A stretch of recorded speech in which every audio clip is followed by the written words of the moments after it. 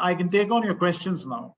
So I don't have any question, but to really appreciate the fact that, you took LinkedIn to such a depth today that, I have actually realized that we have not updated LinkedIn for ages now, and it's high that. Thanks, Ridhima. I'm It's happy. important than creating a resume, because that is kind of an open resume that you can present to, all people or professional connects and the social circle that you have. Right. Absolutely true. Your session was pretty good. Actually, it's for an experienced guy. For a fresher like me, how can I how can I present my LinkedIn profile in a very professional way, sir? Because I don't have any previous experience or anything. So, in those categories, how can I present myself? Okay. So the thing is, whether you're an experienced person or whether you're an inexperienced person, the principles of social are constant, right?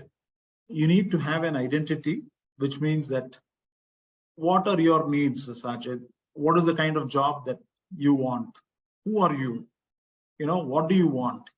You should be knowing by this time. You're doing an MBA program, right? And you're doing in a particular specialization. So, and you must be, there are only a particular set of jobs that you can actually get for your particular this one. So first of all, I suggest that I will certainly answer your question. There is a particular YouTube video in FailSafe Hiring called Leveraging LinkedIn for the Fresh Out of College. So please feel free to go through that, right? And sure, sir. Very important is that now, if you go to the sample section, sample profile summaries, in 1 second, let me just hold on for a minute. Okay, let me take you through the sample profile summaries again. Here, this is what it is, Sajid.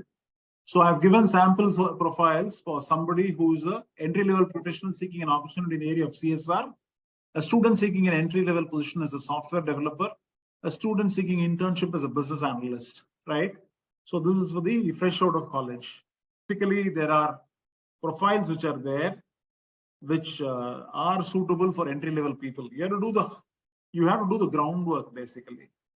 Why did you choose a particular thing? What are the here there's a very strong reason of why somebody was influenced to take up an opportunity in the area of CSR, right? So there are ways in which you can actually showcase why you want to take a particular field. Rajeshwaran, do you have any questions? How to actively engage in LinkedIn? Okay, I got the question now, Rajesh. He said I think somewhere down the line I had pointed out that engagement is either through you kind of share your content, own content. Content can be two types. One is own content. The other is third-party content. Now you can actually actively engage people through either your own content or third-party content, basically to add value to your network. The other thing is that what is important is also you can showcase your expertise by commenting meaningfully on everybody's post. So these are some of the ways in which you can engage effectively. So your content can be of different kinds. Actually, I told you own content and third-party content.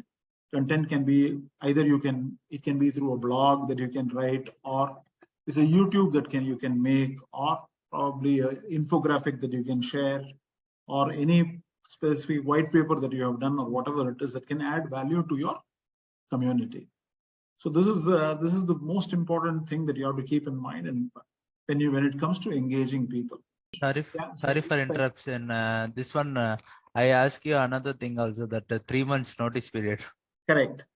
So 3 months notice period, if you are, it is something that people, it depends on your confidence level. There are people who actually resign and say that, they are not going to get a job if it is going to be a 3 months notice. They take a risk and then they resign. So that is something that you have to take a chance and then do it. Because people, see, the thing is this, see, applicants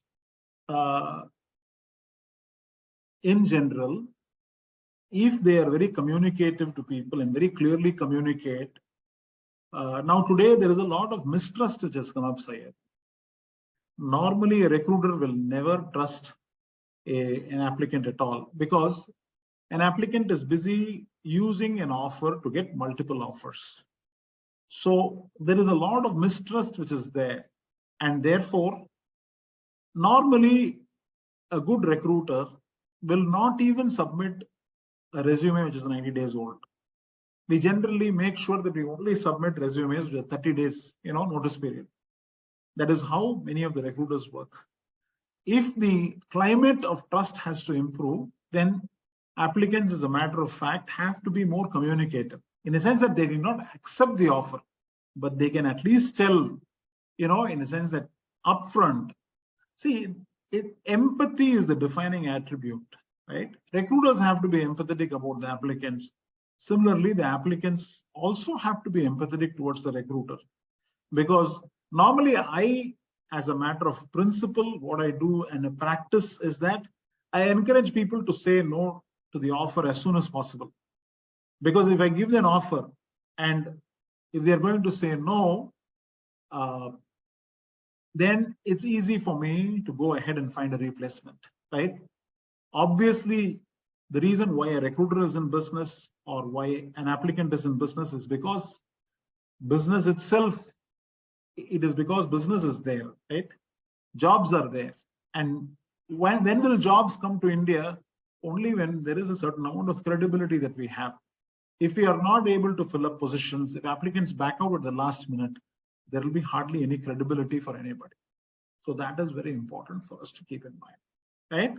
So 90 days notice period, yes, it is going to be difficult. You got to take a chance.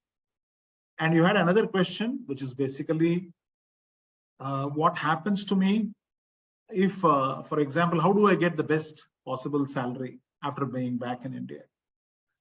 So there is, for example, the base, let us say, for example, how long were you there in Kuwait, Syed? 5 years, 2 months. 5 years, 2 months. That's a very long time, Syed. So there is a very, very long time. So how many years of total experience do you have?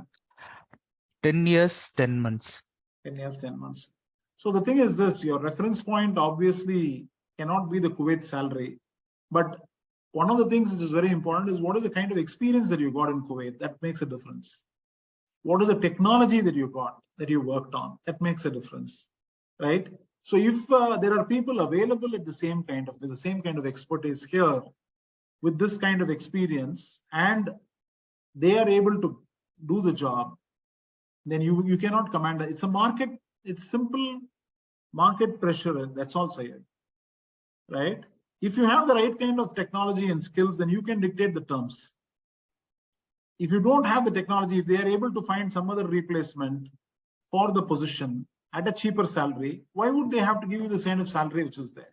So sometimes you might have to take a beating before you come back to work, come back to normal. Probably take a year or two for the whole thing to normalize, but then you just have to keep that in mind, right?